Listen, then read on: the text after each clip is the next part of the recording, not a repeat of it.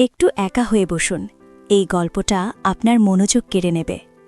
আমি আয়েশা, আমার বাড়ি খুলনা জেলায়।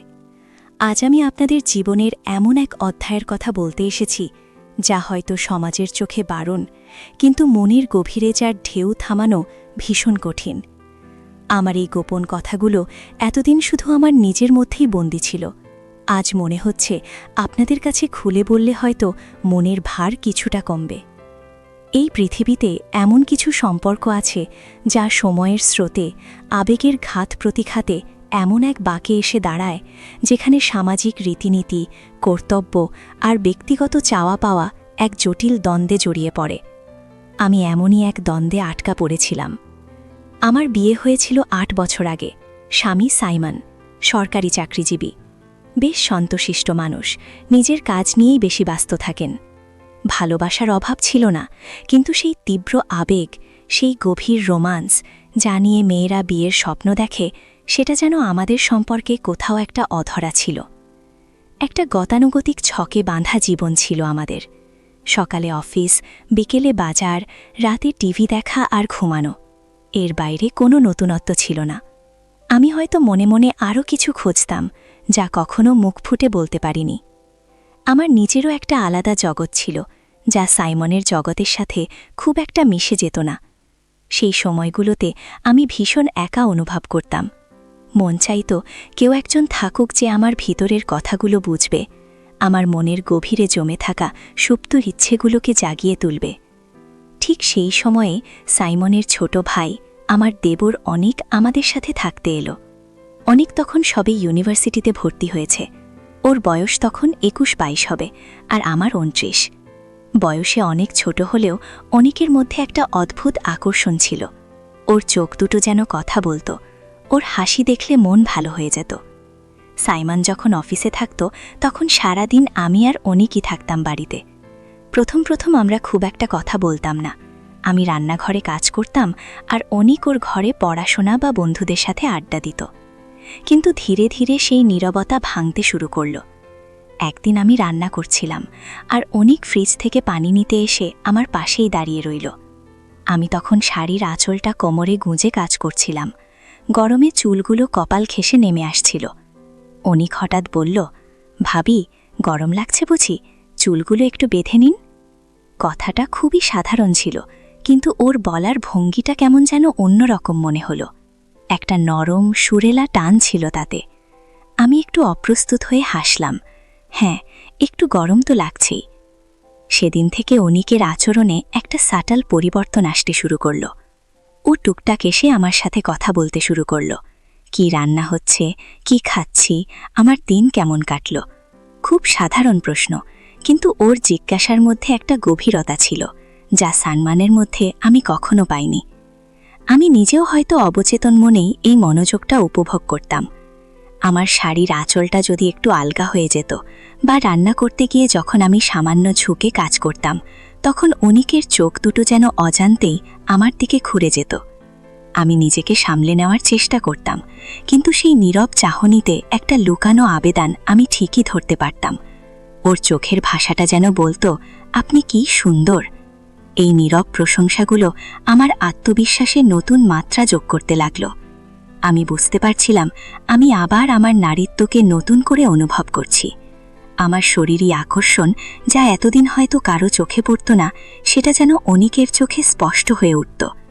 আমি যখন স্নান সেরে চুল শুকাতাম, ভেজা চুল পিঠের উপর ছড়িয়ে থাকত, শাড়ির নরম ভাঁজে আমার শরীরটা যখন ঢাকা পড়ত, তখন অনিক হয়তো চুপ করে জানলা দিয়ে বাইরে দেখত, কিন্তু তার দৃষ্টি যে আমার দিকেই ছিল আমি সেটা ঠিকই টের পেতাম। আমার পরনের সাধারণ একটা সুতির শাড়িও যেন ওর চোখে অন্য এক রূপ নিত। আমি নিজেও যেন নিজের দিকে নতুন করে তাকাতে শুরু করেছিলাম। এই সময়টা আমার মনে একটা নতুন আলোড়ন সৃষ্টি করছিল। একদিকে সামাজিক বিধিনিষেধ, আমার দাম্পত্য জীবন, অন্যদিকে অনিকের নীরব আকর্ষণ। আমার স্বামী সারাদিন কর্মস্থলে ব্যস্ত থাকতেন, ফিরতেন ক্লান্ত হয়ে। রাতে খুব বেশি কথা বলার সুযোগ হতো না। সেই ফাঁকেই অনিক আমার জীবনে এক নতুন রং নিয়ে এলো। ও বিভিন্ন গল্পের বই এনে দিত, আমার পছন্দের গান শোনাত, এমনকি আমার রান্না করা নতুন পদ নিয়ে প্রশংসা করত।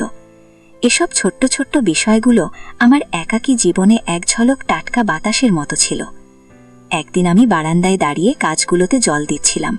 পরনে ছিল একটা নীল সুতির শাড়ি, যা বাতাসে হালকা দুলছিল। অনিক চুপচাপ এসে আমার পাশে দাঁড়ালো। আমাদের মাঝে তখন অন্য এক নীরবতা। ও হালকা কাশি দিয়ে বলল, ভাবি, আপনাকে খুব সুন্দর লাগছে।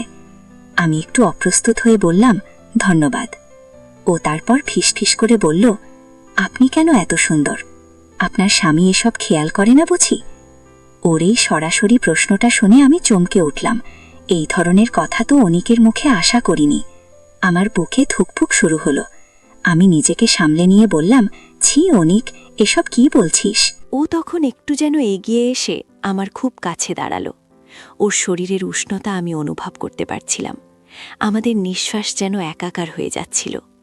ও বলল, আপনার কি কখনো মনে হয় না আপনার জীবনে আরও কিছু পাওয়ার আছে? আরও গভীর ভালোবাসা, আরও যত্ন? ওর চোখের দিকে তাকিয়ে আমি যেন আমার ভিতরের সব গোপন আকাঙ্ক্ষা দেখতে পারছিলাম। আমার মনে হচ্ছিল এই ছেলেটা আমার না বলা সব কথা বুঝতে পারছে। সেই দিন থেকে আমাদের সম্পর্কটা আরও গভীরে যেতে শুরু করল। কথার আড়ালে, চাহনির আড়ালে, স্পর্শের আড়ালে যেন এক নতুন জগৎ তৈরি হচ্ছিল। আমার রান্নাঘরে, বারান্দায়, এমনকি মাঝে মধ্যে রাতে যখন সবাই ঘুমিয়ে পড়ত, অনেক এসে আমার ঘরে হালকা কড়া নাড়ত, কোনো অজুহাত দিয়ে। হয়তো বলতো, ভাবি, একটা বই দিতে পারবেন? বা আমার ল্যাপটপটা কেমন যেন কাজ করছে না, একটু দেখবেন? আমি জানি এগুলো কেবল অজুহাত। সেই সময়গুলোতে আমার বুকের ভেতরটা কেমন জানি ছটফট করত। আমি দরজা খুলতেই ও ঘরে ঢুকত, আর তারপর আমাদের মাঝে কথা চলত। গভীর রাতের নীরবতা সেই কথাগুলোকে আরও বেশি ব্যক্তিগত করে তুলত। একদিন রাত প্রায় 1টা বাজে। আমার স্বামী ঘুমে কাদা। অনেক এসে আমার দরজায় টোকা দিল। আমি বিছানা ছেড়ে উঠতে গিয়েও থমকে দিলাম। আজ কি বলবো, কি অজুহাত? ও খুব নিচু স্বরে ডাকল, ভাবি, একটু কথা ছিল। আমার মন বলছিল আজ আর অজুহাত থাকবে না। আমি দরজা খুলতেই ও ঘরে ঢুকে পড়ল।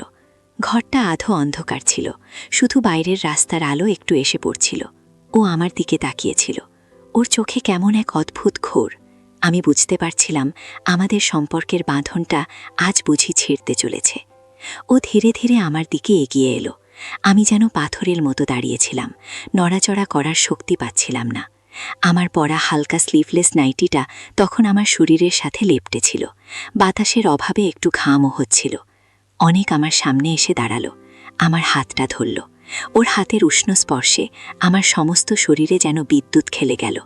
ও আমার চোখের দিকে গভীর দৃষ্টিতে তাকিয়ে বলল, ভাবি, আমি আপনাকে ভালোবাসি। প্রথম দিন থেকে, যখন থেকে আপনাকে দেখেছি তখন থেকেই। ওর এই কথাগুলো যেন আমার বহুদিনের লুকানো আকাঙ্ক্ষাকে জাগিয়ে তুলল। আমার চোখে জল এসে গেল। আমি জানতাম এটা ভুল, কিন্তু আমার মন যেন আর কোনো যুক্তি মানতে চাইছিল না। সেই মুহূর্তে সমাজের সব বাধা, সব নিয়মকানুন যেন তুচ্ছ মনে হচ্ছিল। আমি ওকে কিছু বলতে পারছিলাম না, শুধু ওর দিকে তাকিয়েছিলাম। ও আমার হাতটা আরও শক্ত করে ধরল। তারপর আমার কপালে একটা আলতো চুমু খেলো। সেই চুমুটা যেন আমার বহুদিনের জমে থাকা শূন্যতাকে ভরে দিল। সেই রাতে আমরা আর বেশি কথা বলতে পারিনি, শুধু নীরবতা আর অনুভূতিতে ভরেছিল আমাদের সেই মুহূর্ত। এই রকম গভীর ব্যক্তিগত অনুভূতিগুলো হয়তো অনেকেই অনুভব করেন, কিন্তু প্রকাশ করতে পারেন না। কিন্তু একবার যদি সেই বাঁধন আলগা হয়ে যায়, তাহলে যেন সব কিছু দ্রুত গড়িয়ে চলে। সেই রাতের পর অনেকের সাথে আমার সম্পর্কটা আরও বেশি গোপন আর আবেগঘন হয়ে উঠল। সাইমন যখন অফিসে থাকত, তখন আমাদের জন্য যেন একটা অন্য পৃথিবী তৈরি হতো। আমরা লুকিয়ে একে অপরের কাছাকাছি আসতাম। ওর হাত হয়তো অসাবধানতাবশত আমার হাত ছুঁয়ে দিত, বা ওর নিঃশ্বাসের উষ্ণতা আমি অনুভব করতাম আমার কানের কাছে। রান্নাঘরের কাজের ফাঁকে, বারান্দার নির্জন কোণে, বা ঘর গোছানোর সময় যখনই সুযোগ পেতাম, আমরা একে অপরের কাছাকাছি আসতাম। আমার শাড়ির আঁচলটা আলগা হয়ে গেলে আমি সচেতনভাবে সেটাকে ঠিক করতাম না, কারণ আমি জানতাম অনেকের চোখ আমার দিকেই। ওর গভীর চাহনিগুলো যেন আমাকে আরও বেশি উস্কে দিত। আমার শরীরী বিভঙ্গগুলো যেন ওর চোখে এক অন্যরকম আকর্ষণ তৈরি করত। একদিন দুপুরে সাইমন অফিসে। আমি একটু ক্লান্ত হয়ে সোফায় হেলান দিয়ে বসেছিলাম। পরনে ছিল একটা ঢিলে ঢালা সালোয়ার কামিজ। অনেক আমার পাশে এসে বসল। ও একটা বই পড়ছিল আর আমি টিভি দেখছিলাম। হঠাৎ ও আমার কাঁধে হাত রাখল। আমি চমকে উঠলাম, কিন্তু কিছু বললাম না। ওর হাতের স্পর্শটা আমার সমস্ত শরীরে শিহরণ জাগাচ্ছিল। ও খুব নরম স্বরে বলল, ভাবি, আপনি কি আমার সাথে কখনো কোথাও ঘুরতে যাবেন, শুধু আমরা দুজন? ওর কথায় কেমন যেন একটা নেশা ছিল। আমি ইতস্তত করছিলাম, এটা তো অসম্ভব, কিন্তু আমার মন বলছিল হ্যাঁ, যেতে চাই। আমি বললাম, অনেক, এটা কিভাবে সম্ভব? যদি কেউ দেখে ফেলে? ও তখন আমার আরও কাছে এসে আমার চুলগুলো আলতো করে সরিয়ে দিল। কেউ দেখবে না, আমরা সাবধানে যাব। প্লিজ ভাবি, একবার আমার সাথে চলুন। ওর চোখের দিকে তাকিয়ে আমি যেন নিজেকে আটকাতে পারছিলাম না। ওর অনুরোধটা আমার দুর্বল জায়গায় আঘাত করছিল। আমার ভিতরের একাকিত্ব, আমার অবহেলিত মন যেন সেই মুহূর্তে হ্যাঁ বলে উঠতে চাইছিল। আমি হয়তো ওর এই মানসিক দুর্বলতার সুযোগ নেওয়ার ব্যাপারটা ঠিক বুঝতে পারছিলাম, কিন্তু তা সত্ত্বেও সেই মুহূর্তে আমার প্রতিরোধ করার শক্তি ছিল না। সেই দিন আমরা বিকেলে বেরিয়েছিলাম। অজুহাত ছিল অনেকের জন্য কিছু বই কিনতে হবে। আমরা একটা কফি শপে গিয়ে বসেছিলাম। ওর চোখে তখন এক অন্য রকম দীপ্তি। ও আমার হাতটা ধরে টেবিলের নিচে। সেই স্পর্শ, সেই গোপন মুহূর্তটা আমার মনে এক অদ্ভুত শিহরণ জাগাচ্ছিল। আমরা ঘণ্টার পর ঘণ্টা কথা বলছিলাম। ওর চোখে আমার জন্য ভালোবাসা, আর আমার মনে অপরাধবোধের সাথে এক তীব্র ভালো লাগা মিশে যাচ্ছিল। ও আমাকে এত গভীরভাবে বুঝতে পারত, এত যত্ন করে কথা বলতো, যা সাইমনের সাথে আমার সম্পর্কে কখনোই ছিল না। একদিন অনেক হঠাৎ আমার একটা ব্যক্তিগত ছবি দেখিয়ে বলল, ভাবি, এই ছবিটা আমি আপনার ফোন থেকে পেয়েছি। আপনি যদি আমার কথা না শোনেন তাহলে। ও কথাটা শেষ করেনি, কিন্তু ওর চোখের ইশারাটা স্পষ্ট ছিল। ও আমাকে যেন একটা নীরব ব্ল্যাকমেইল করছিল, তবে সেটা খুব সূক্ষ্মভাবে, ভালোবাসার মোড়কে। আমি ভয়ে জমে গেলাম। এটা তো আমার একটা খুব ব্যক্তিগত ছবি ছিল, যা আমি শুধুমাত্র নিজের জন্যই তুলেছিলাম। ও কিভাবে পেল? আমি বুঝতে পারছিলাম এই সম্পর্কের লাগামটা এখন আর আমার হাতে নেই। ও ধীরে ধীরে আমার উপর নিজের অধিকার জাহির করতে শুরু করেছিল। ওর ভালোবাসার প্রকাশগুলো মাঝে মাঝে এমন এক রূপ নিত যা আমাকে একই সাথে আনন্দ দিত এবং ভয় পাইয়ে দিত। আমি জানতাম এই সম্পর্কটা আমাকে কোথায় নিয়ে যাচ্ছে। একটা ভুল, যা হয়তো মুহূর্তের দুর্বলতা থেকে শুরু হয়েছিল, এখন তা আমার জীবনের সবচেয়ে বড় ভুলের পরিণতিতে দাঁড়াতে চলেছে। আমার শরীর, মন সবটাই যেন অনিকের দখলে চলে যাচ্ছিল। এই কানাপোড়েন আমার রাতের ঘুম কেড়ে নিয়েছিল। আমি প্রায়ই রাতে সাইমনের পাশে শুয়েও একা অনুভব করতাম। আমার মন জুড়ে থাকত অনিক আর আমাদের গোপন মুহূর্তগুলো। আমি জানি এটা ঠিক নয়। আমি জানি আমি আমার স্বামীর সাথে বিশ্বাসঘাতকতা করছি, আমার পরিবারের সাথে বিশ্বাসঘাতকতা করছি, কিন্তু এই অনুভূতিগুলো থেকে নিজেকে বের করে আনা আমার জন্য প্রায় অসম্ভব হয়ে পড়েছিল। অনিকের সাথে ঘনিষ্ঠতা আমাকে একই সাথে তীব্র আনন্দ দিত এবং গভীর অপরাধবোধে ডুবিয়ে দিত। আমার মনে হতো আমি যেন একটা চোরা বালিতে আটকে গেছি। যত বের হওয়ার চেষ্টা করছি তত বেশি তলিয়ে যাচ্ছি। আমি হয়তো এই সম্পর্কটা থেকে মুক্তির পথ খুঁজছিলাম, কিন্তু অনিকের সেই অদৃশ্য মানসিক চাপ এবং আমার নিজেরও সেই লুকানো আকাঙ্ক্ষা আমাকে বারবার টেনে ধরত। আমি উপলব্ধি করলাম এই ধরনের আবেগ, যা সমাজের সব নিয়মকানুন ভেঙে ফেলে, তার পরিণতি কখনো ভালো হতে পারে না। এই সম্পর্কটা আমার জীবনকে এমন এক অনিশ্চিত পথে নিয়ে যাচ্ছিল, যা থেকে মুক্তির একমাত্র উপায় ছিল এই মোহ থেকে নিজেকে মুক্ত করা। আমি নিজেকে বোঝাতে শুরু করলাম অনিক যা করছে তা ভালোবাসার নামে মানসিক দুর্বলতার সুযোগ নেওয়া। ও আমার আবেগ নিয়ে খেলছে। আমার এই উপলব্ধিটা ভীষণ কষ্টদায়ক ছিল, কিন্তু এটাই ছিল বাস্তবতা।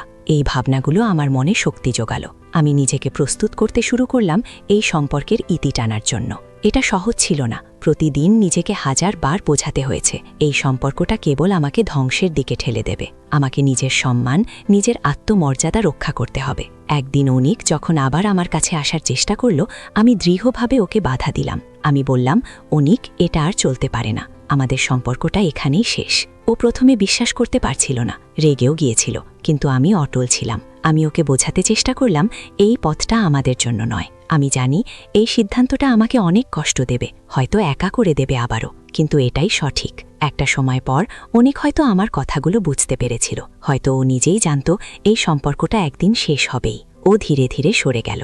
আজ আমি আবারও সাইমনের সাথে আমার ছোকে বাঁধা জীবনে ফিরে এসেছি। তবে এখন আমার মধ্যে একটা পরিবর্তন এসেছে। আমি জানি জীবনে কিছু শূন্যতা হয়তো থেকেই যায়, কিন্তু সেই শূন্যতা পূরণ করার জন্য ভুল পথে হাঁটা ঠিক নয়। এই অভিজ্ঞতা আমাকে শিখিয়েছে নিজের ভেতরের একাকিত্বের সাথে লড়াই করতে হবে, নিজের মূল্যবোধকে আঁকড়ে ধরতে হবে। হয়তো এমন অনেক মানুষ আছেন যারা আমার মতো এমন পরিস্থিতিতে পড়েছেন। তাদের কাছে আমার একটাই কথা বলার আছে, নিজের দুর্বলতাকে চিনুন, নিজেকে ভালোবাসুন। ক্ষণিকের আবেগের মোহে পড়ে এমন কিছু করবেন না যার জন্য বাকি জীবন অনুশোচনা করতে হয়। প্রতিটি মানুষেরই উচিত নিজেদের আবেগগুলোকে নিয়ন্ত্রণ করতে শেখা, কারণ সমাজের বেঁধে দেওয়া সীমারেখাগুলো শুধু শুধু তৈরি হয়নি, সেই সীমারেখাগুলো আমাদের রক্ষা করে। আজকের এই গল্পটা হয়তো আপনাদের একটু ভাবাবে, নিজেদের সম্পর্কের গভীরতা নিয়ে নতুন করে ভাবতে শেখাবে, কারণ জীবনের প্রতিটি অভিজ্ঞতাই আমাদের কিছু না কিছু শেখায়। সেই শিক্ষা নিয়েই আমাদের এগিয়ে যেতে হয়, আরও শক্তি হয়ে, আরও পরিণত হয়ে।